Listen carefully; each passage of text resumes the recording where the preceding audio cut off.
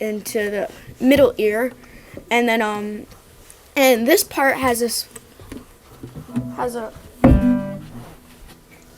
special name. This part's called the pinna or auricle, the part we see, and well, it has two parts: the pinna and auricle, the part we see, and then the outer ear canal. The pinna is basically a soft tissue on the joints and bones and that stuff, so it's kind of like the muscle part. So the soft tissue parts, which makes it stay up, and then the cartilage is what keeps it from falling down. So we wouldn't have like big bunny ears that flop down everywhere we go. So that was the first function of the ear canal.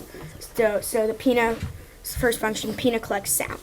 Second function is the outer ear. Is the outer ear canal. Now, what the outer ear canal does is it makes earwax. Also, the sound is collected and it goes through the ear canal in sound waves and goes through a series of tubes and the cochlea and all that stuff until it gets to the brain, which is hard. And the brain has the hard part of making sense of the sound. And I think this all happens like, it's so cool. So when I clap, so it's like bam, bam, bam. So it happens really quickly. Click. Second part is the middle ear. The middle ear. The middle ear begins with. Excuse me. Can I have a pointer? Stick, please.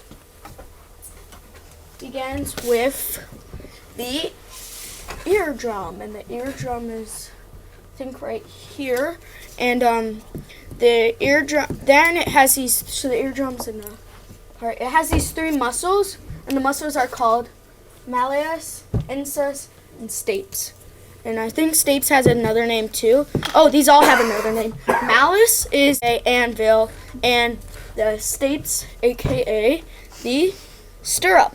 All these bones have a special job, like the recreation, like people have special jobs too, like building stuff.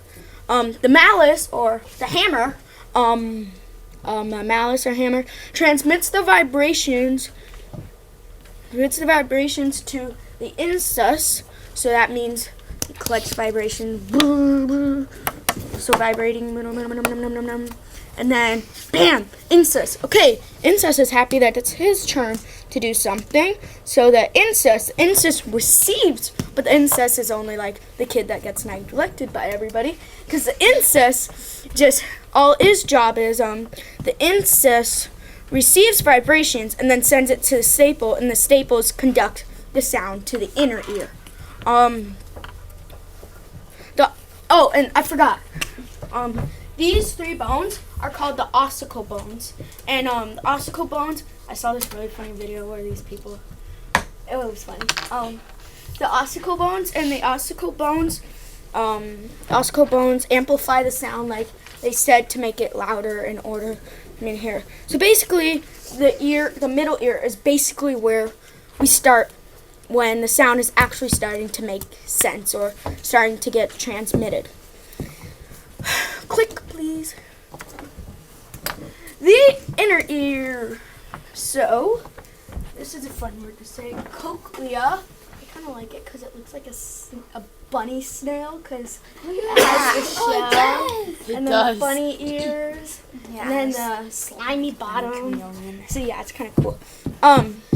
When the sound comes to the inner ear, it has now become vibrations. So it's no longer sound waves; it is vibrations. So that part when it vibrates, and vibrations, and those vibrations enter these.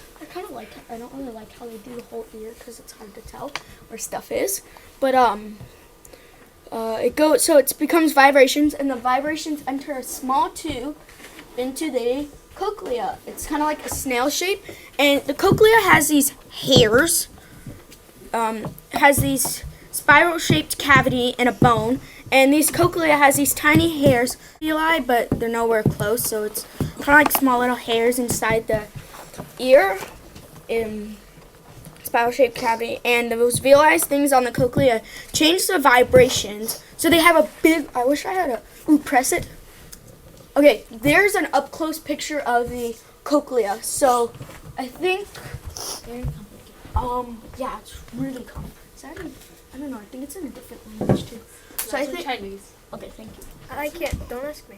I know. So it's these tiny little hair things that turn the vibrations into, you can click it, into electronic signals, so they're ready to be sent to the brain. And that basically you can press it. That basically concludes the ear. So week 1. Week 2. Now we come to the wonderful old man that has lost his hearing.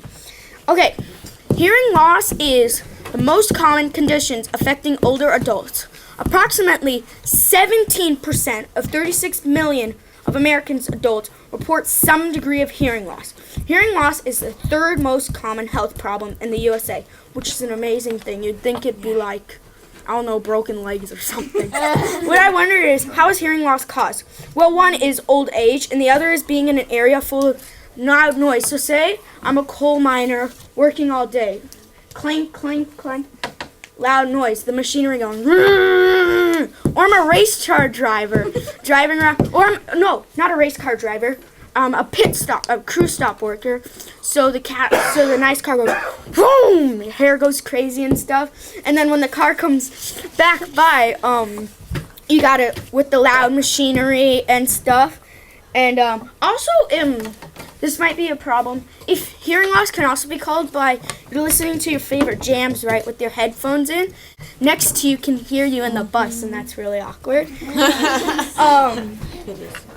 Some jobs also affect hearing loss. So it might not just be cranking the music. It's also jobs, and I actually found a list. Okay, so like I said, I turned this into cotton farmer because cotton farmers work with the things. So don't press it. Farmers who are regularly exposed to loud machinery noises. A bartender who works for long periods in noisy environments. A musician who plays music like I will.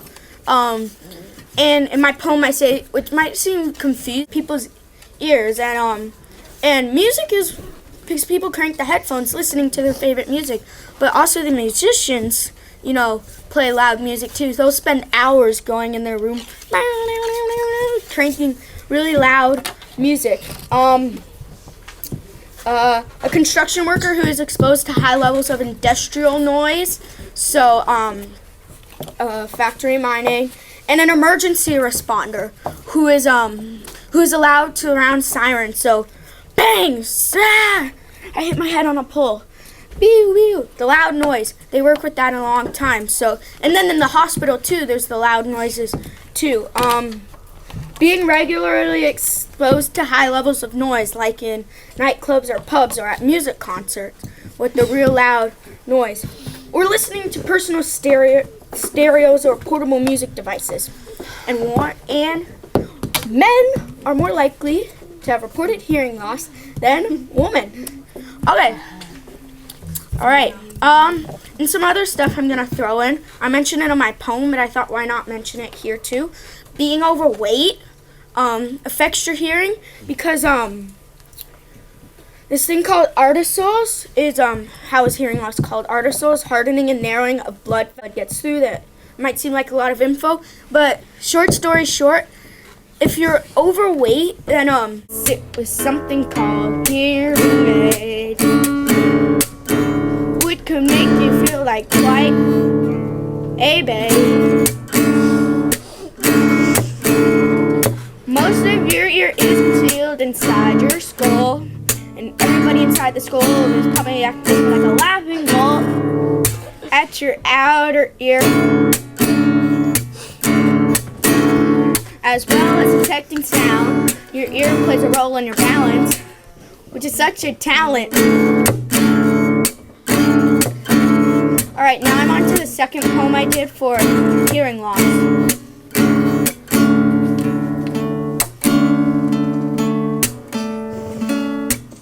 Listen, listen, what do you hear? Nothing if you have hearing loss. Hearing loss is when your ear cannot transmit sound to your brain. and you can't hear friend Wayne. Why can't you hear? Does your mama or daddy smoke? That's not a joke. Smoke can cause hearing loss, which is not like a boss. What if you're fat? Well, that has nothing to do with hearing loss, right? Well, you're wrong at that. Being overweight stops the blood flow. Now no need to put up a fight.